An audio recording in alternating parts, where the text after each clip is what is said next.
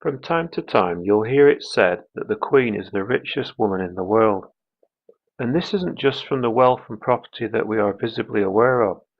There is also the lesser known wealth, as revealed in the 26th of January 2019 Manchester Evening News article titled "Public Toilets, a Retail Park and a Castle: The Surprising Parts of Greater Manchester and Beyond, Owned by the Queen."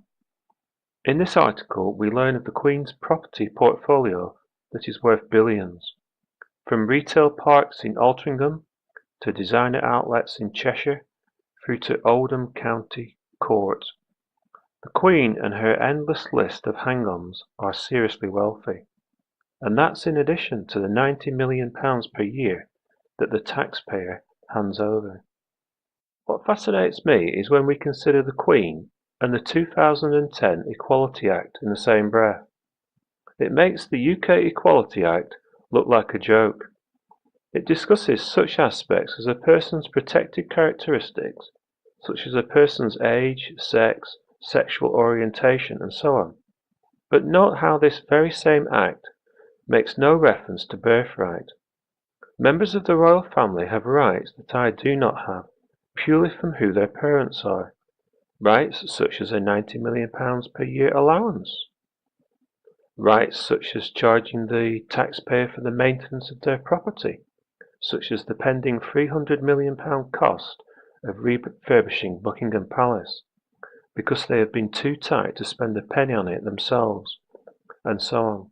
And one example of blatant discrimination and direct breach of the Equality Act is inheritance tax. Let's say the Queen and her mother are worth £100 billion.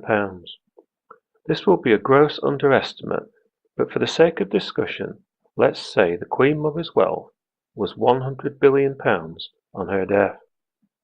And it won't be far off the mark when we bear in mind the wealth of Bill Gates, with his personal fortune of around $100 billion. Inheritance tax in the UK stands at 40% for all UK citizens, or so we are led to believe. So where's the £40 billion contribution by the Queen to the HMRC when her mother died? I didn't see any announcement of such a payment. Did you? The Queen and her family are members of a public institution.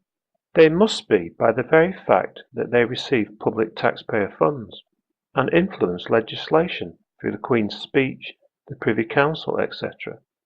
And just like a PLC, which stands for Public Limited Company, which publicly publishes its accounts, where are the publicly published tax accounts of the Queen? I haven't seen them. Have you?